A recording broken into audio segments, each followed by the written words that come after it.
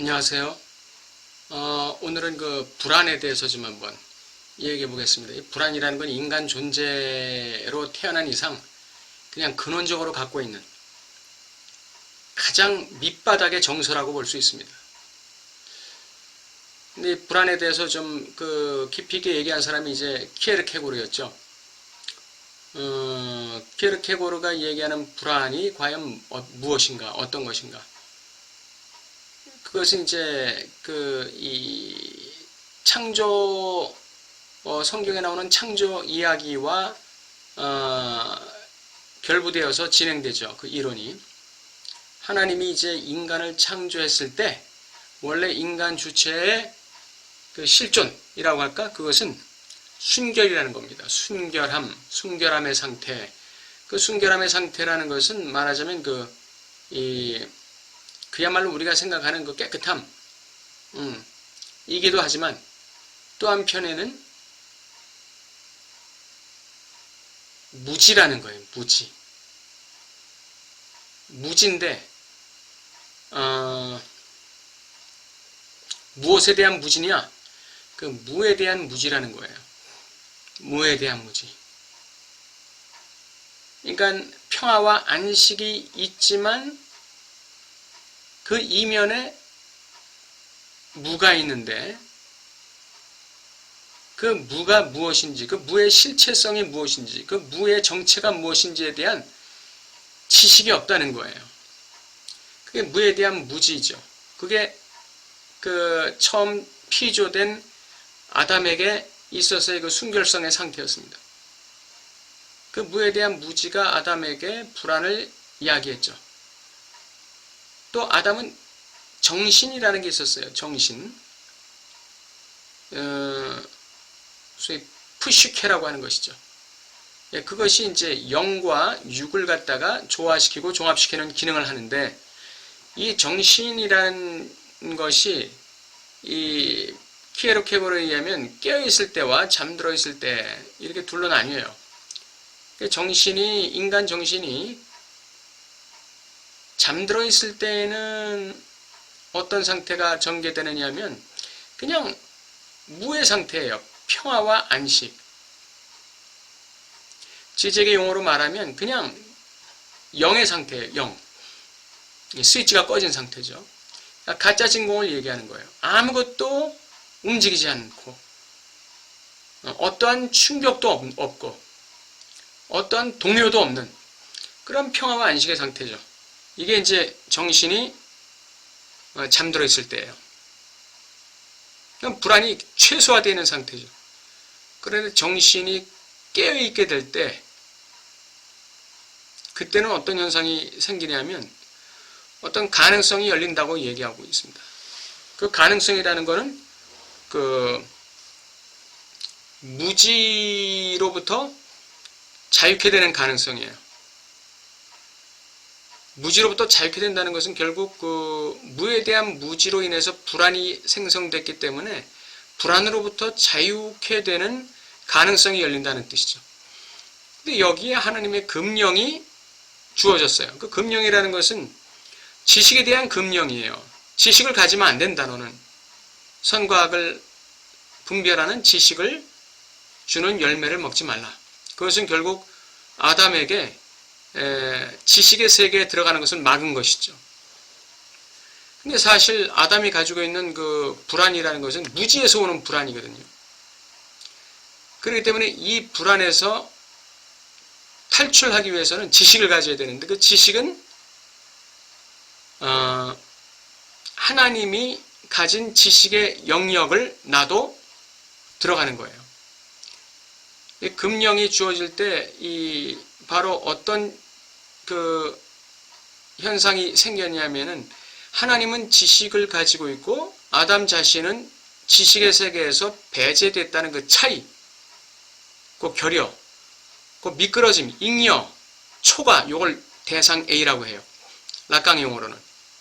그러니까 요 차이를 갖다가 아담이 지각하게 된 것이죠. 그 차이에서 오는 그 불안이 또 생긴 거예요. 그 차이에 대한 지각에서 오는 불안이 생기는 것이죠. 하나님을 알고 있고 나는 무지하고 그래서 불안하고 그렇기 때문에 아담의 입장에서는 하나님이 부여하신 그 순결성의 상태에서 그냥 평화와 안식을 누리면서 존재할 것이냐 아니면은 그 무지의 상태를 벗어나서 지식으로 갈 것이냐의 갈림길에 서게 되는 것이고 거기에 선택하게 강요하는 게 바로 불안이에요. 결국 아담은 지식을 선택했죠. 네. 그냥 무지에 머물러 있기를 원치 않았어요. 그리고 지식을 선택했기 때문에 선악을 알게 하는 나무의 실과를 먹지 않을 수 없었던 것이죠.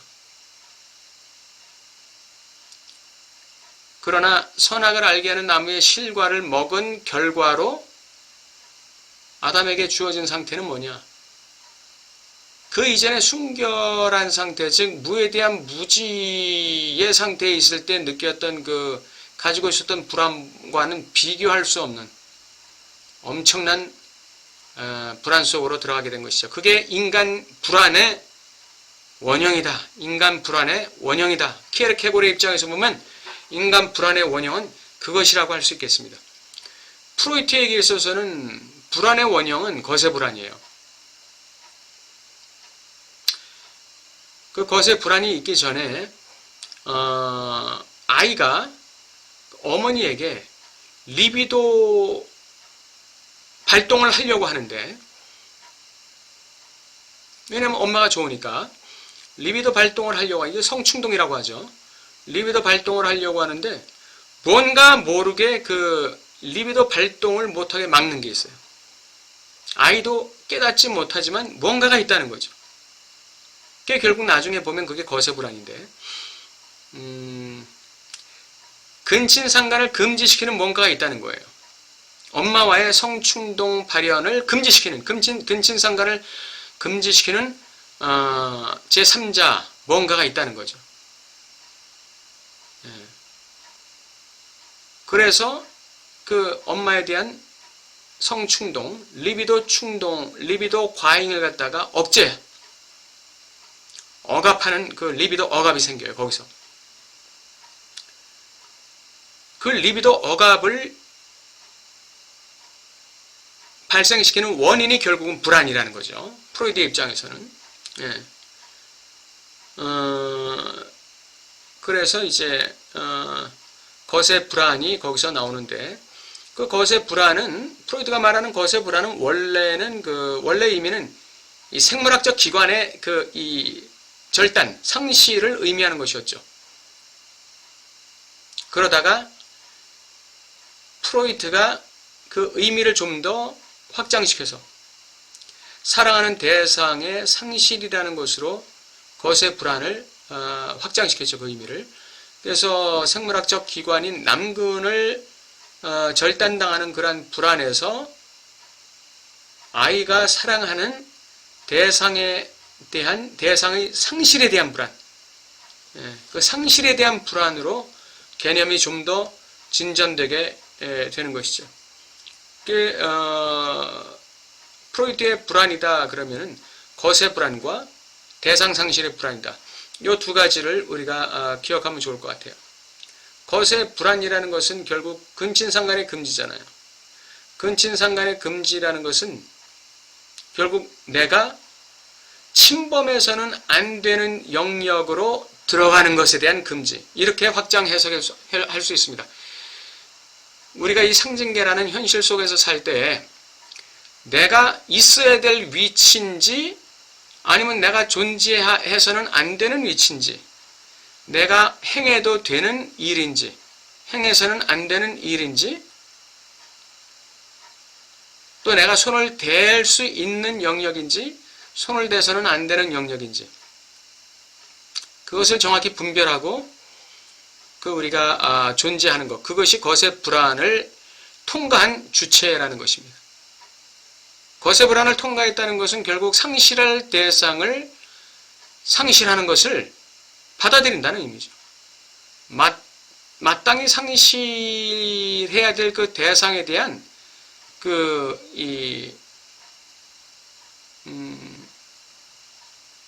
아쉬움이라든지 그 억울함이라든지, 예, 그것을 포기하는 거예요, 결국은.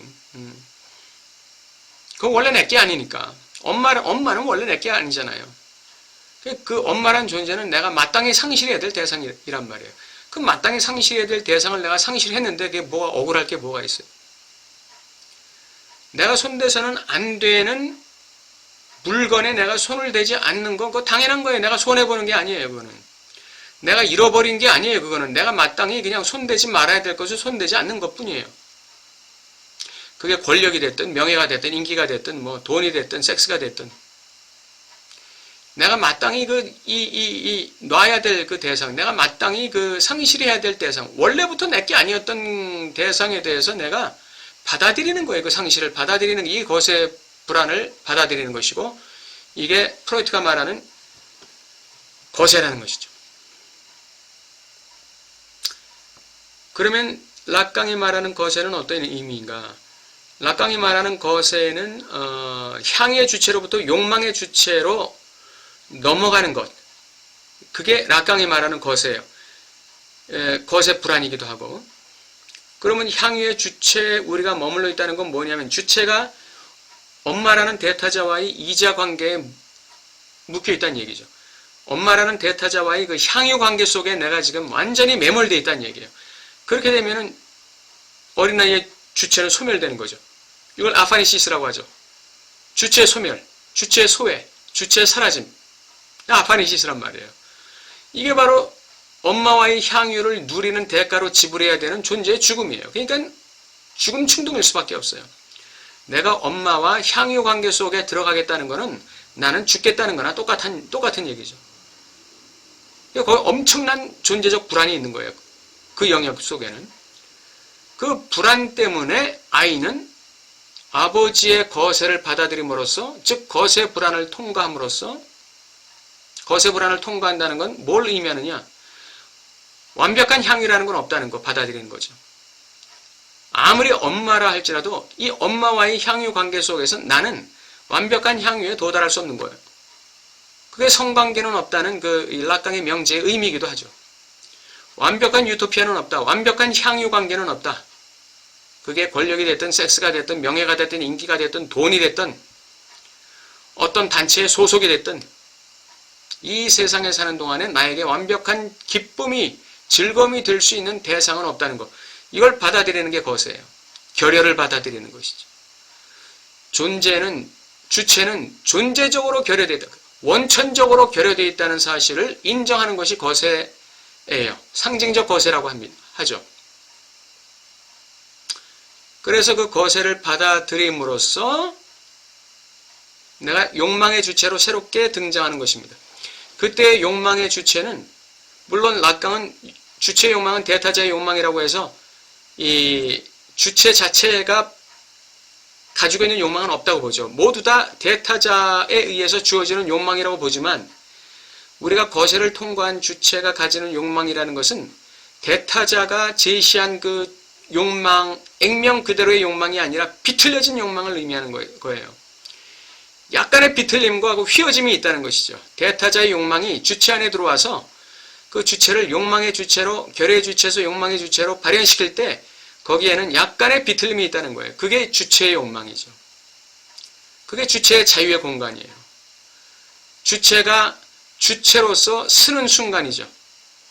그래서 욕망의 주체로 주체가 등장하는 것입니다. 이것이 락강이 말하는 향유의 주체에서 불안을 통해서, 그 향유의 이면인 그 존재적 불안을 통해서 욕망의 주체로 넘어가는 것이다. 그래서 락강이 키에르케고르라는 인물을 굳이 자신의 그 이론에 도입하는 이유가 바로 키에르케고르에게 있어서도 그 불안이라는 것이 하나님과의 이자관계 속에서의 그 평안함 상태, 즉 순결함 상태에 머물러 있을 것이냐, 아니면은 하나님이 가진 지식의 세계로 나아갈 것이냐, 요 기로에서 선택이 요구된다는 것을 락강은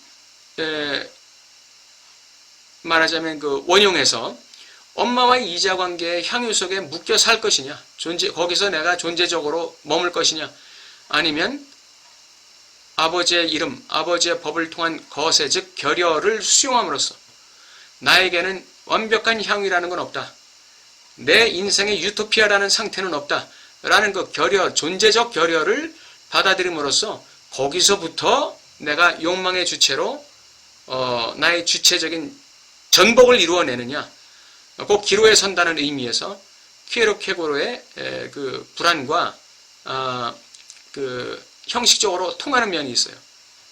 그래서 오늘은 그 불안의 개념에 대한 키에르케고르, 그리고 프로이드, 그리고 락강의 개념을 조금 한번 전개시키면서 한번 비교해 봤습니다. 도움되시길 바랍니다. 감사합니다.